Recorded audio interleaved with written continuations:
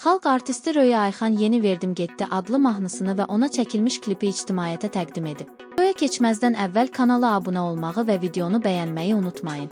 Sizin fikirləriniz bizim üçün çox önəmlidir. Fikirlərinizi mütləq şəkildə rəy bölməsində yazın. Öncədən hər birinizə təşəkkürlər. Xəbərin ünvanının əldə etdiyi bilgilərə əsasən mahnının mətninin müəllifi Həsən Babayev, musiqisinin müəllifi isə bəstəkar Tərlan Məmmədhüseynovdur. Səsləndirilən bəstənin aranjman və miks işləri də elə Tərlan Məmmədhüseynov tərəfindən həyata keçirilib. Röya Ayxan bu layihəni də Türkiyədə gerçəkləşdirib. Verdim Getdi adlı ekran işi məşhur türk rejissoru və klipmeykeri Ramazan Arslankaya tərəfindən lentə alınıb. Klipdə xalq artisti 6 fərqli obrazda çıxış edir.